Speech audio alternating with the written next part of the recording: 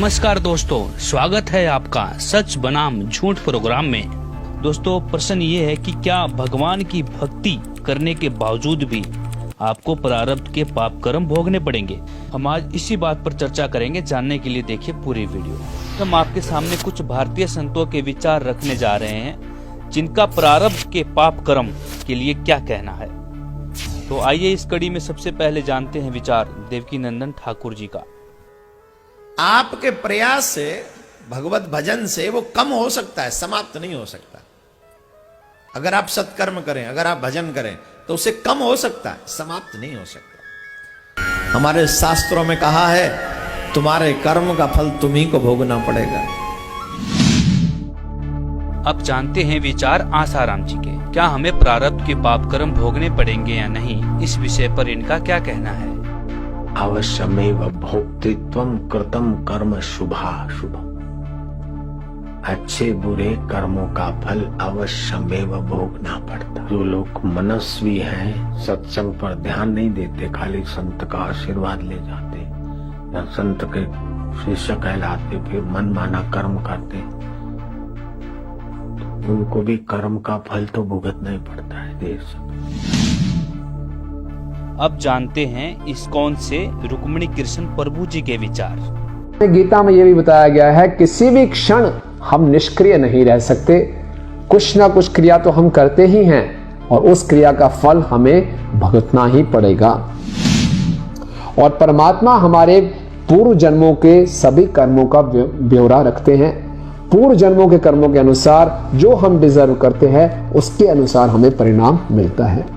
और जो पूर्व जन्मों के पापों का फल मुझे मिल रहा है उसको मुझे स्वीकार करना चाहिए और अपने कर्मों के फलों को ठीक करने के लिए मुझे भगवान की भक्ति में जुड़ना चाहिए। हरे कृष्ण। अब जानते हैं जैन धर्म से जैन साध्वी वैभव श्री जी के विचार। कि हमने आज दिन तक प्रवचनों में ऐसा सुना है कि भोगे बिना बंधे हुए कर्मों का छुटकारा संभव नहीं है। अब जानते हैं संत रामपाल जी महाराज के विचार। कि जितने भी ऋषि महर्षि संत हुए हैं ये कहते हैं कि प्रारब्ध का कर्म प्राणी को भोगना ही पड़ता है, भोगे से ही समाप्त होता है। ये है इनका अपना लोक वेद, न ये वेदों का ज्ञान है और न ही ये कोई और अन्य किसी जिसने परमात्मा प्राप्ति की उस महापुरुष का विधान है। वेदों में लिखा 8वें अध्याय के 13वें श्लोक में मंत्र में यजुर्वेद में कि परमात्मा तो घोर पाप का भी नाश कर देता है। किसी भी प्रकार का संकट आप प्राय भगवान उसको दूर कर सकता है। पुण्यात्माओं, यदि प्राणी को जैसा उसके भाग्य में है वैसा ही भोगना पड़े तो कोई ना भक्ति करे और ना भगवान की जरूरत फिर हमने।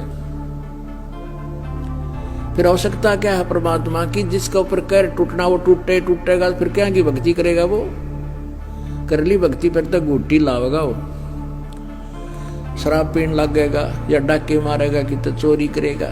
तो इन लोगों ने बिगाड़ दिया पूरा समाज। क्योंकि पहले आत्मा सबसे पहले परमात्मा से ही राहत चाहती है। परमात्मा से राहत ना मिलने से फिर ये बकवाद करने लग जाती है, मन के अधीन हो गए। और जब परमात्मा का सहयोग आपको मिलेगा, आपको इतना सुख देगा भगवान, इतना बेनिफिट देगा, इतना आपको जो है बरकत देगा, आप सोच भी नहीं सकते। जब ही सतनाम हृदय धरो भयो पाप को नासे, जैसे चिंगारी अग्नि की भाई पड़े पुराने घासे। वेद फेल करेंगे इनकी अज्ञानियों की थ्योरी को। वेद बताते हैं कि परमात्मा घोर पाप का भी नाश कर देता है। ये देखिएगा ये जरूर। और इसको इस अनुवाद भी दानंद जी ने कर रखा है। इसने प्रकाशक है सार्वदेशिक कार्य प्रतिनिधि सभा 2/5 महर्षि सिद्धांत भवन रामलीला मैदान नई दिल्ली से। मुद्रक ये Prince offset printers 1510 Pataudi house Daryaganj नई दिल्ली से। और महर्षि दानंद सरस्वती कृत इसका अनुवाद किया इसने। यही is not writer of the Vedas. ये वेदों का लेखक नहीं है, वेदों का अनुवाद करता है महर्षि दानंद। ओनली अनुवाद में भी इसने, ये देखिएगा 8वें अध्याय का 13वां मंत्र, ये है अध्याय 8 यजुर्वेद 8वां अध्याय यजुर्वेद भाषा भाष्य, ये 13वां मंत्र है। 13वां, इसमें क्या लिखा है? देव कर्तस्य एनस्य एवजनम असि, मनुष्य कर्तस्य एनस्य एवजनम असि, पितर कर्तस्य एनस्य एवजनम असि, आत्म कर्तस्य एनस्य एवजनम असि, अन्य एवजनम असि। और इसका अनुवाद इन्होंने किया है यहाँ पर 242 पृष्ठ पे, यजुर्वेद ये 242 पृष्ठ पे ये अर्थ है। हे सबके उपकार करने वाले मित्र आप, ये मित्र का अर्थ इसने उलझाने के लिए लिखा या परमेश्वर के लिए है? इसने सत्यार्थ प्रकाश में खुद कहा है प्रथम अध्याय में कि सबका सबसे हितकारी होने के कारण, हितैषी होने के कारण परमेश्वर का नाम मित्र है। अब इसी के कमलों से लिखा हुआ और दिखाते हैं सत्यार्थ प्रकाश में। ये देखिएगा, ये सत्यार्थ प्रकाश वही वेद, अब बाद में दिखाएंगे थोड़ा आपको पुनः। और ये कहाँ से प्रकाशित है? वैदिक यति मंडल वही है। और ये दान मठ गोहाना मार्ग से प्रिंटेड है, आचार्य प्रिंटिंग प्रेस रोहतक से, दान मठ गोहाना मार्ग रोहतक से। इसके प्रथम समोल्लास में और पृष्ठ नंबर 18 पे ये नीचे क्या कहता है कि जो सबसे स्नेह करे, सबको प्रीति करने योग्य है, वह परमेश्वर सबका सच्चा मित्र है। इससे परमेश्वर का नाम मित्र है। तो वहाँ मित्र की जगह हम परमेश्वर कहेंगे। बिल्कुल यहाँ है ही परमेश्वर की महिमा, वेद कोई मित्रा की थोड़ी है। और दान देने वाले के पाप मित्र के नाश करेगा, बता कोई बात है? तो ये मित्र परमेश्वर का नाम लिख दिया इसने, तो हम यहाँ परमेश्वर कहेंगे। हे सबके उपकार करने वाले परमेश्वर, दान देने वाले के अपराध के विनाश करने वाले हो, यानी जो दान देता है उसके प्रारब्ध में जो पाप हैं उनका नाश कर देते हो। यानी कुछ ऐसे पाप हैं जो दान से नष्ट होते हैं, कुछ ऐसे पाप हैं जो अपनी सेवा से साफ होते हैं, कुछ ऐसे पाप हैं स्वाध्याय से साफ होते हैं, नाश होते हैं, कुछ ऐसे पाप हैं जो सतनाम से ही, जो किसी से भी ना हो पर सतनाम से होते हैं। तो यहाँ लिखा है कि दान देने वाले के अपराध के विनाश करने वाले हो। वेद बता रहे हैं भगवान की महिमा। साधारण मनुष्यों के किए हुए अपराध, एनस्य मन अपराध के विनाश करने वाले हो, अक्षमा करने वाले हो। और पिता के किए हुए विरोधाचरण के अच्छे प्रकार हरने वाले हो, नाश करने वाले हो, क्योंकि एवजन माने नाश करना। और आत्म करते से अपने किए हुए एनस्य माने पाप के, एवजन माने दूर करने वाले हो, नाश करने वाले हो, एवजन माने विनाश करने वाले हो। एनस्य अधर्म के यानी घोर पाप के नाश करने हारे हो। और हो जानता हुआ मैं कुछ भी अधर्म आचरण किया करता हूँ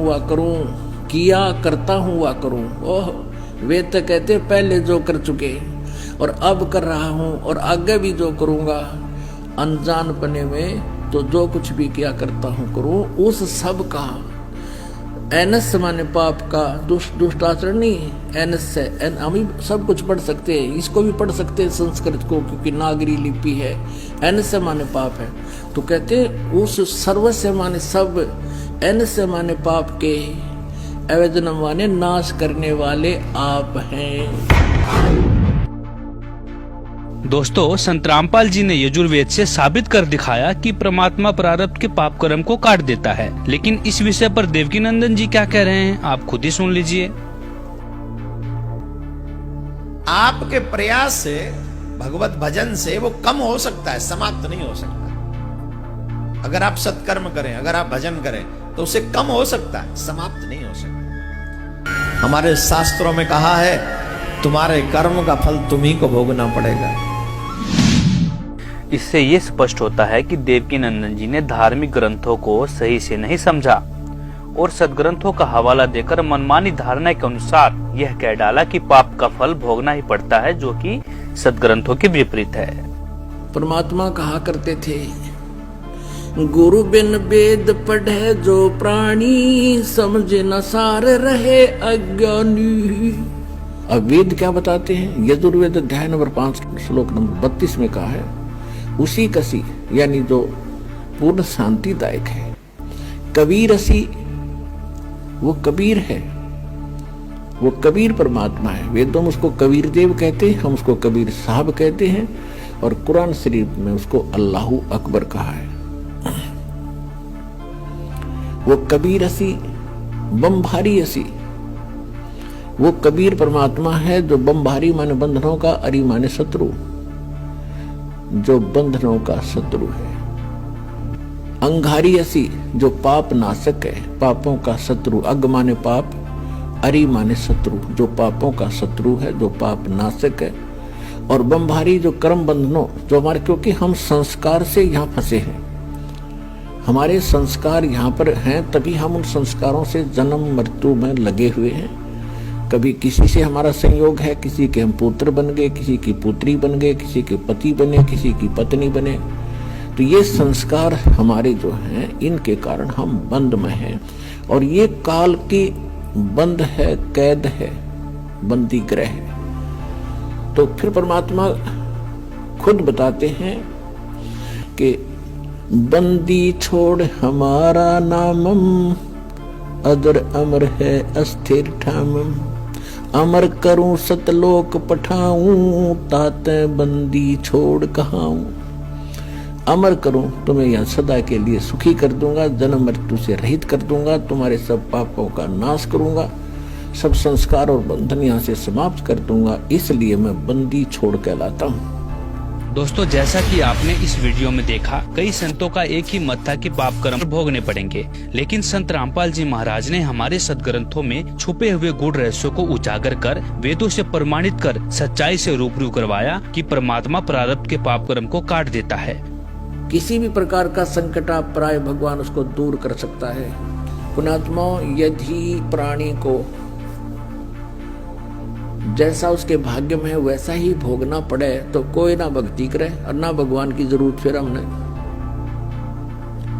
फिर आवश्यकता क्या है परमात्मा की? जिसका ऊपर कहर टूटना वो टूटेगा, फिर क्या की भक्ति करेगा वो? दोस्तों, यहाँ पर संतों की भरमार है। कौन संत शास्त्रों के अनुसार भक्ति बताते हैं और कौन संत शास्त्रों के विरुद्ध। आप सभी दर्शक शिक्षित समाज से हैं, आप निर्णय ले सकते हैं कि आपको पाप कर्म काटने वाली शास्त्र अनुकूल भक्ति करनी है या पाप कर्म भोगने वाली शास्त्र विरुद्ध भक्ति करनी है। फैसला आप पर छोड़ते हैं। It's your decision, after all it's your life. आओ सब मिलकर जागरूकता लाए, पाखंड और अंधविश्वास को जड़ से मिटाए। अंधश्रद्धा भक्ति मानव जीवन के लिए बेहद खतरनाक है। शिक्षित समाज से निवेदन है कि नकली और शास्त्र विरुद्ध साधना बताने वाले धर्म गुरुओं से बचे तथा नकली धर्म गुरु का विरोध करे। सभी धर्मों में पाखंडवाद चरम सीमा पर है।